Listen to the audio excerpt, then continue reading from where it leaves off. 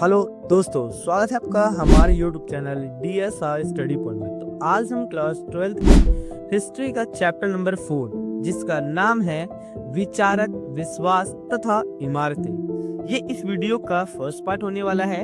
इसमें हम जैन और बौद्ध धर्म के बारे में इस वीडियो में डिस्कस करने वाले हैं। तो चलो वीडियो करते हैं शुरू। हम सबसे पहले अगर बात की जाए महात्मा बुद्ध के बारे में, तो बच्चों देखो, आप सभी को तो पता है, यानी बौद्ध धर्म के जो संस्थापक थे वो महात्मा बुद्ध थे, जिनके बचपन का नाम सिद्धार्थ था।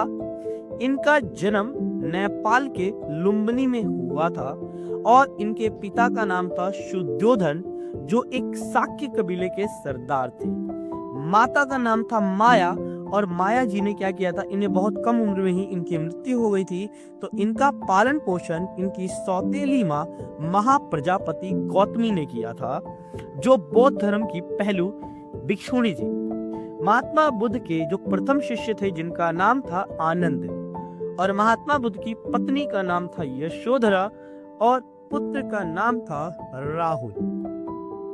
अब चलो महात्मा बुद्ध के जीवनी के बारे में और डीप समझते हैं। देखो बच्चों, मैंने अभी आप लोगों को बताया महात्मा बुद्ध अर्थात सिद्धार्थ का जो जन्म नेपाल के लुम्बिनी में एक शाक्य कबीले के सरदार के, है ना, घर में इनका जन्म हुआ था। इनका पालन पोषण काफी ज्यादा सुख सुविधाओं में किया गया था। मतलब संसार के सभी दुख जो होते हैं ना, दुख से दूर इनका सुख सुविधाओं में इनका क्या किया गया था, पालन पोषण किया गया था। लेकिन ये बाहर की दुनिया देखना चाहते थे कि आखिर बाहर की दुनिया है क्या। तो एक बार क्या किया था, इन्होंने अपने रथकार को बाहर की दुनिया देखने के लिए मना लिया। इनकी जो पहली यात्रा थी वो बहुत ज्यादा पीड़ादायक थी। क्यों? क्योंकि इन्होंने अपने यात्रा के दौरान एक बीमार व्यक्ति को देखा, दूसरा एक वृद्ध यानी बूढ़े व्यक्ति को देखा, और एक मृत व्यक्ति को देखा। इनसे सिद्धार्थ को इस बात का पता लगा कि इस शरीर का जो क्षय का मतलब जो नाश है वो निश्चित है।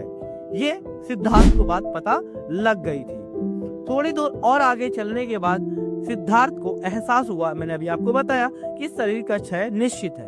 तो आगे जाने के बाद उन्हें एक सन्यासी दिखे। ठीक है, वो सन्यासी जो था वो मृत्यु से, बीमारी से और बुढ़ापे से, इन सभी चीजों से मुक्त हो चुका था।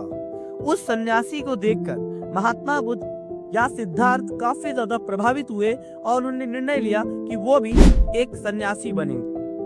अगर बात की जाए बच्चों, महात्मा बुद्ध ने 29 साल अर्थात सिद्धार्थ ने 29 साल की उम्र में अपना गृह त्याग कर दिया था।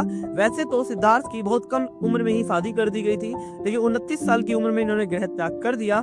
और त्याग करने के बाद इन्होंने क्या किया, एक स्थान से दूसरे स्थान पर भ्रमण करने लग गए और ज्ञान की खोज में बहुत सारा प्रयत्न किया था। एक बार तो वो मरते मरते बचे थे, महात्मा बुद्ध या सिद्धार्थ। ठीक है बच्चों, और इसके साथ साथ इन्हें ज्ञान की प्राप्ति बिहार के बोध गया में हुआ। ठीक है ना, इन्हें ज्ञान की प्राप्ति हुई थी बिहार के बोध गया में। और महात्मा बुद्ध ने अपना पहला उपदेश उत्तर प्रदेश के सारनाथ में दिया था, पहला उपदेश। और इस प्रकार से जो सिद्धार्थ थे वो महात्मा बुद्ध कहलाए थे, है ना बच्चों।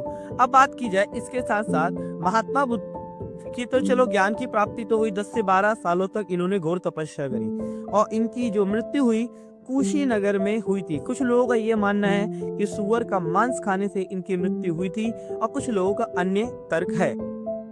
अगर बात की जाए महात्मा बुद्ध की प्रमुख शिक्षाएं, इन्होंने प्रमुख शिक्षाएं भी दी जिसके कारण लोग काफी ज्यादा प्रभावित हुए और बड़ी संख्या में बौद्ध धर्म की ओर आकर्षित होने लगे थे। जैसे कि इन्होंने कहा, विश्व अनित्य है। अनित्य का मतलब इसका कोई अंत ना हो। विश्व अनित्य है, ये लगातार बदलता रहता है। जो विश्व है ये लगातार बदलता रहता है। यहाँ कुछ भी स्थायी या शाश्वत नहीं है। यहाँ हमेशा बदलता है, कुछ भी स्थायी नहीं है ना। इसके साथ साथ महात्मा बुद्ध ने कहा, इस क्षण भंगुर दुनिया में, यानी इस छोटी सी दुनिया में दुख मनुष्य का ना खत्म होने वाला तत्व है। इसके साथ साथ मनुष्य जो है वो अगर अपने दुखों से मुक्ति पाना चाहता है तो उसे तपस्या और विशेष शक्ति का मध्यम मार्ग अपनाकर अपने दुखों से मुक्ति पा सकता है।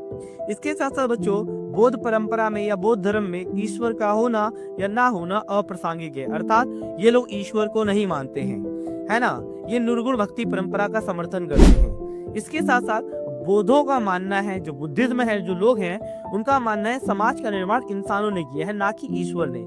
इसीलिए उन्होंने राजाओं को, गृहपतियों को दयावान और आचारवान होने की सलाह दी है कि उन्हें दया करना चाहिए, लोगों को दान देना चाहिए, है ना। तो इस प्रकार से सलाह दी है।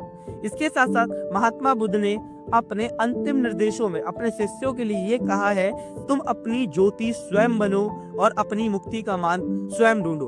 तुम्हें ही अपनी मुक्ति का मार्ग और अपने जीवन का लक्ष्य खुद निर्धारित करना और उसे हासिल करने के लिए तुम्हें ही प्रयास करने हैं।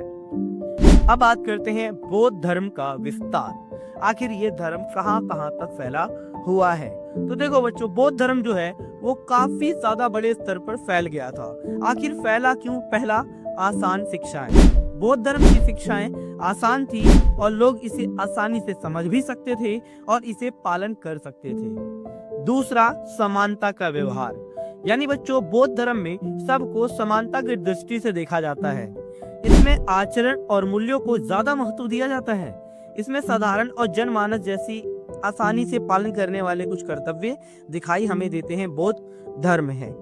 तीसरा, राजाओं की सहायता। आप सभी को तो पता ही है कि बौद्ध धर्म को सम्राट अशोक ने और कनिष्क ने भी क्या किया था, सहायता दिया था और इसका विस्तार करने की कोशिश की थी, है ना। इसके साथ साथ अशोक के जो पुत्र थे वो तक श्रीलंका ले गए थे बौद्ध धर्म को प्रचार करने के लिए। ये जो धर्म है श्रीलंका, चीन, मलेशिया, इंडोनेशिया और अन्य देशों में ये फैल गया और सबसे बड़ा धर्म बन गया बौद्ध धर्म, जिसकी उत्पत्ति सोचो बच्चों हमारे भारत से हुई है।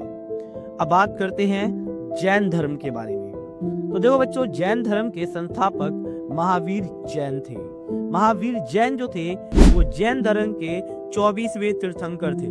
जैन धर्म में तीर्थंकर को काफी ज्यादा महत्व दिया जाता है और इसके साथ महावीर के बचपन का नाम जो था वर्धमान था और महावीर जैन का जन्म वैशाली के कुंडग्राम में हुआ था। महावीर जैन की माता का नाम त्रिशला और पिता का नाम सिद्धार्थ था। जैन धर्म के 23वें तीर्थंकर थे पार्श्वनाथ और पहले थे ऋषभ देव और 24वें थे महावीर जैन। तीर्थंकर के बारे में अगर हम बात करें तो तीर्थंकर का अर्थ होता है एक ऐसा महापुरुष जो स्त्री और पुरुष की नैया को पार लगाता हो या स्त्री और पुरुष को मुक्ति का मार्ग दिखाने वाला तीर्थंकर कहलाता है। अब बात करते हैं जैन धर्म की शिक्षाओं के बारे में। तो जैन धर्म में शिक्षाएं हैं जैसे कि इन्होंने कहा है संपूर्ण विश्व प्राणवान है, पूरा विश्व में क्या है, प्राणवान है, यहाँ तक कि पत्थर, चट्टान और जल में भी जीवन है। इसके साथ साथ जीवों के प्रति अहिंसा जैन दर्शन का केंद्र बिंदु है, यानी जीव जंतुओं को बिल्कुल भी नहीं मारना चाहिए, है ना। पेड़ पौधों, जीव जंतु, मनुष्यों को नहीं मारना चाहिए। इसके साथ साथ मनुष्य जन्म और पूर्ण जन्म के चक्र से मुक्ति कर्म द्वारा प्राप्त कर सकता है। इसके लिए उसे विहारों में निवास करना पड़ेगा, जंगलों में जाकर उसे निवास करना पड़ेगा, तब मनुष्य जन्म और पूर्ण जन्म के चक्र से मुक्ति पा सकता है।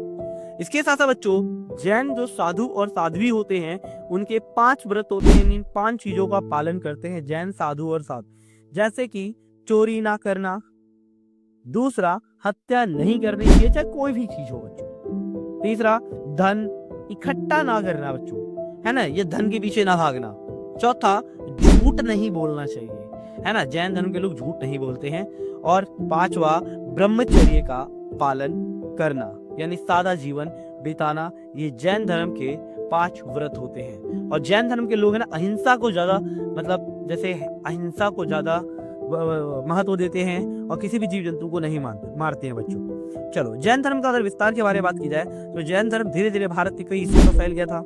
जैन विद्वानों के अनुसार अगर बात की जाए तो जैनों ने अपना साहित्य पाली, प्राकृत, संस्कृत जैसी भाषाओं में सृजन किया है और सैकड़ों वर्षों से क्या हुआ था, इनकी जो साहित्य या पांडुलिपियां हैं मंदिरों के पुस्तकालय में बहुत बेहतर ढंग से सुरक्षित रखी हुई है ना। अब एक और मैंने एक बात बताना आप लोगों को भूल गया था, बौद्ध धर्म में त्रिपिटक का अर्थ क्या होता है। देखो बच्चों, बौद्ध धर्म में त्रिपिटक का अर्थ होता है 3 टोकरियां। इसमें सूत पिटक, विनय पिटक और अभिधम्म पिटक आता है।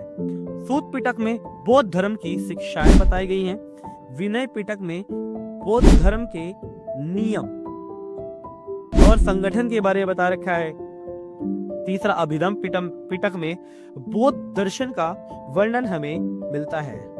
तो ये था बच्चों इस वीडियो का फर्स्ट पार्ट, जिसमें हमने बौद्ध और जैन धर्म के बारे में क्लियर किया है। अगर आप लोग वीडियो अच्छी लगी, इन्फॉर्मेटिव लगी, तो please like share and subscribe जरूर करें। मिलते हैं एक नई वीडियो के साथ। धन्यवाद।